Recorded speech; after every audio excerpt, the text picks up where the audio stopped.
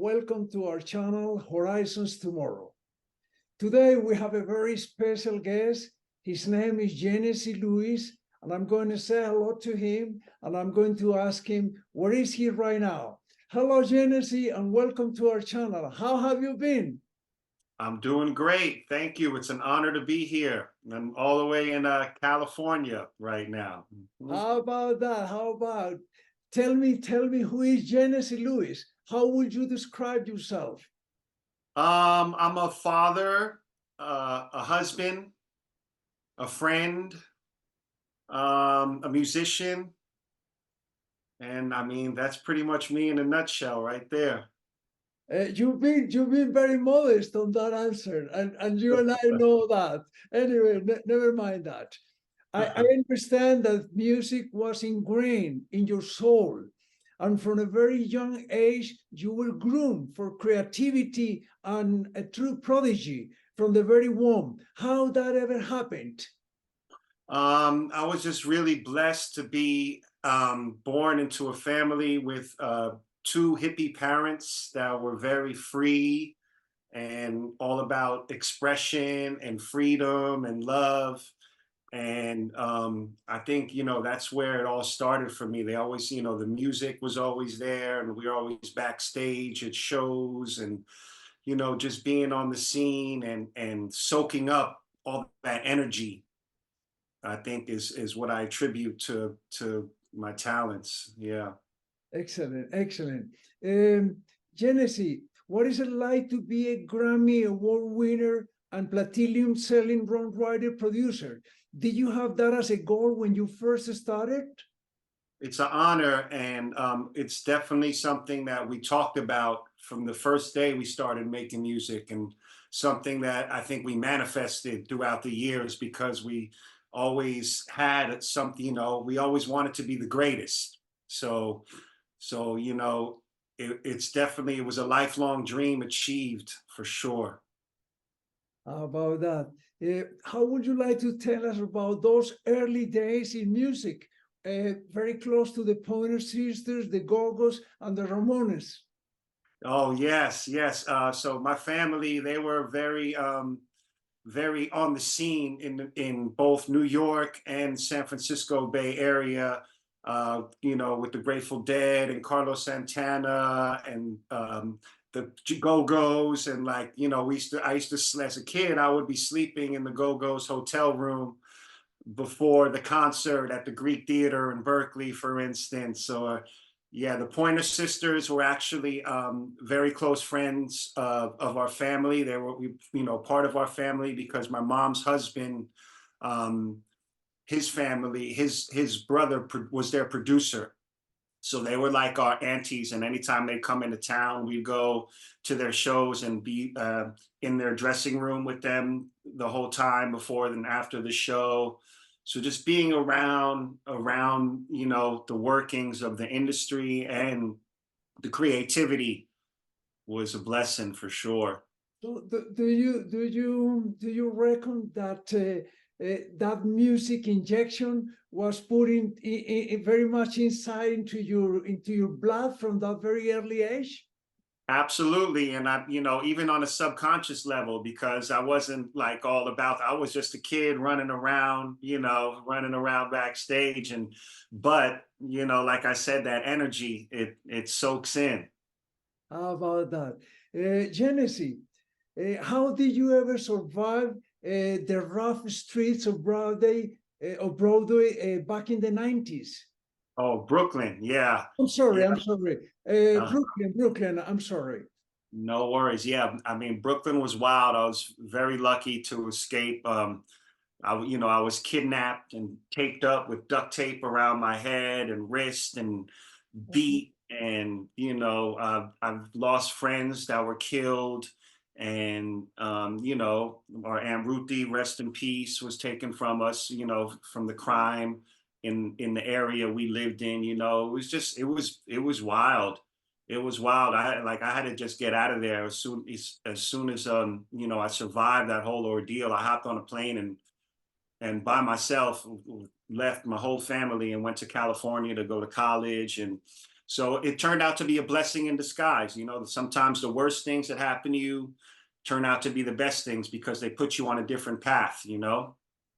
Yeah, I wouldn't have said it better, but it was Yeah. rather tough. I didn't know it was that bad. Yeah, yeah. It's so it was wild.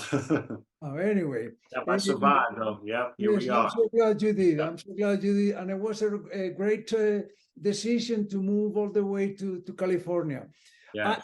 I know, Genesee, that you have worked with the big names in music.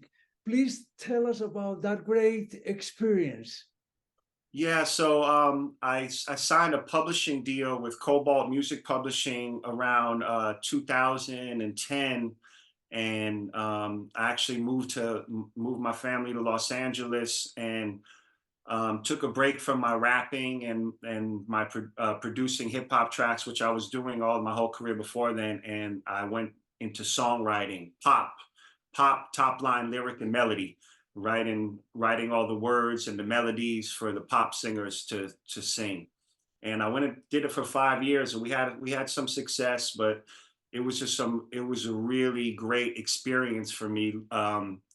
Being in all the big rooms, you know, the best studios in the world, working with the best musicians in the world, writing songs for the best artists in the world, you know, being in a room where Michael Jackson recorded Beat It and singing on the same microphone that, you know, Prince used and stuff like that. Just the history, if the walls could talk, you know.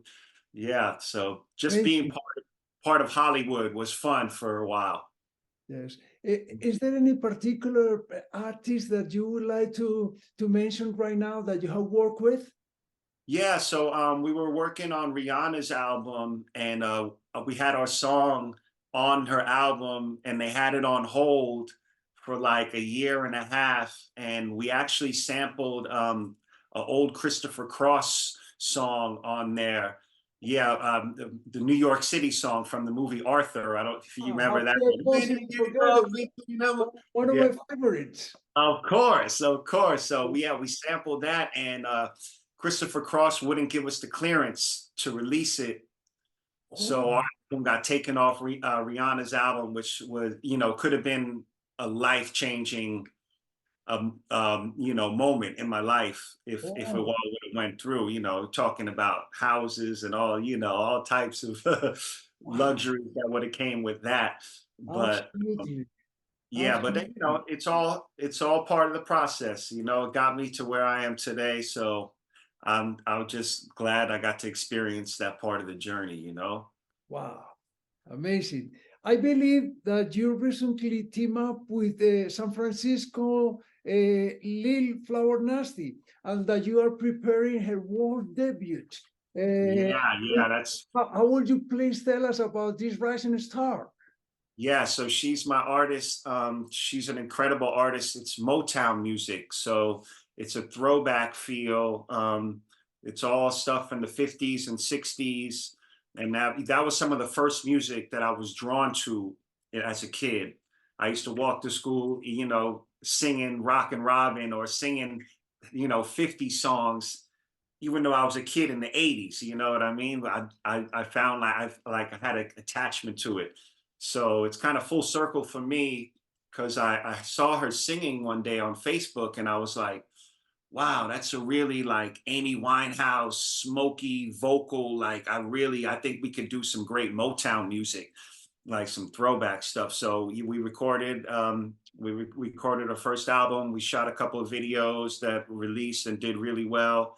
And yeah, she's doing really good. We already got the second album almost done, even though the first one has yet to be released. So we're going. Yeah. Oh, running as usual. Okay. What was your best and your worst experience on a stage, and how did you handle it? Um, well, my best one, that one's easy. We were performing with Wu Tang Clan. I don't know if you're familiar with them. They're really big, the biggest rap group in the world. They're from Staten Island, New York, actually. And we were doing a show with them, and I was singing my song, and all of a sudden I just ran and jumped and dove on stage and crowd surfed all the way back while I was rapping. So that was like my greatest moment performing for sure. Wow. How long the tour lasted for? Oh, it was a quick in and out. I jumped in and then they grabbed me out. The security helped get me back on stage. Yeah. Wow. And the worst? um, you know, being a hip hop artist and as a rapper performing in these little tiny small clubs with horrible sound systems and the microphone doesn't work and you know what I mean? There's been so many. I don't think I can really pinpoint to one really bad show where it went bad, but just dealing with technical difficulties and stuff like that is the only bad thing I can really talk about our performances. Yeah. Well, how would you like to remind me your son's name? Jackson. Jackson. Jackson. Wow, it couldn't be other way. Jackson. Yeah. What will be the best advice you will give to your son, to Jackson? To remain authentic, always follow your heart, chase your dreams, be a good boy. you know, just man, yeah.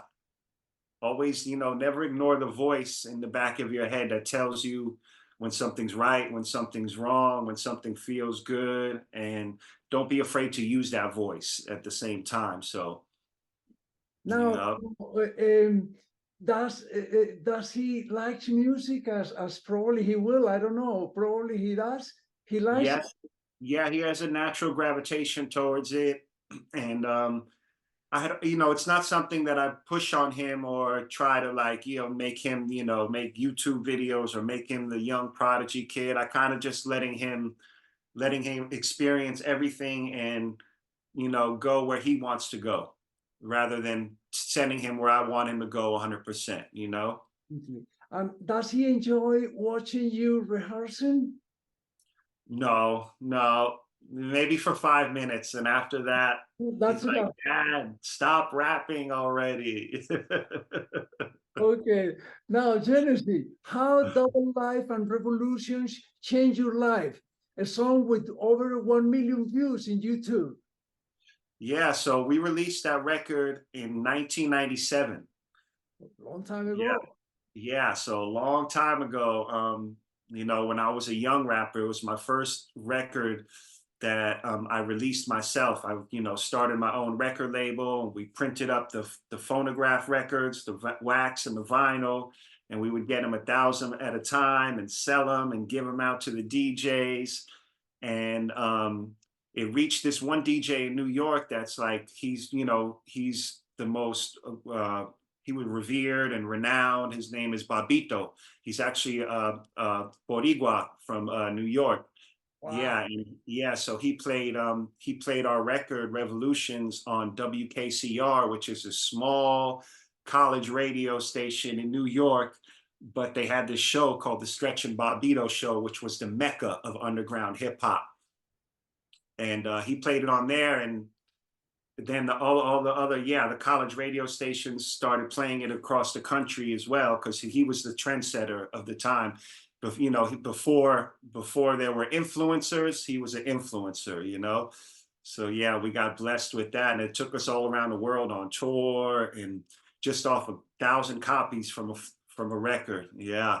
Wonderful. And Wonderful. we just performed with Double Life, had a show last week Oh, right here in really? Oakland, California. So we're still doing our thing together, Wow. you know, almost 30 years later. Unbelievable, huh? Right? Yes. Not this. Genesee, what kind of golden advice would you give to all those young potential singers, songwriters, and producers that are watching you right now? Just be authentic. It's all about originality. Don't chase trends. Don't try to do something that's hot right now. As a songwriter, you have to be a year or two ahead of everybody. So you have to set the new energy rather than trying to do like what's happening right now. So, sometimes you write songs and like my platinum record, I wrote 5 years before it even blew up. So I wrote it 5 years previous, so sometimes it's just about having patience and dedication and never giving up, because you know the only ones that don't make it are the ones that give up. You just got to keep shooting, keep firing away. You never know where an arrow might land. Okay, you said that you were on tour in so many countries, but you haven't been to our country. When are I know. when are you planning to come to Colombia? Because you have a home here, and you. Oh, that's amazing. I really want to bring my group, Los Gemelos. It's with me and MC Infinite, who's a great rapper that I work with from here in the Bay Area, and we're releasing our album right now called The Skull and the Rose, and it's all about it's just all about the culture, you know, of Colombia, of Mexico, where he's from. And you know, it's you know, La Raza, it's for the people. It's all about unity and uplifting and educating and, you know, opening eyes to social injustices and just, you know, spreading love and positivity, and but also, you know, teaching our youth about our culture and where we come from and our roots. That's very I important. want to bring it there. I need to come home. Yeah. Anytime. You're welcome anytime. Our home is your home. Mi casa es tu casa. Thank you. Now, just to finish, please tell us a little bit about your mom. And if you would like to say something to her right now.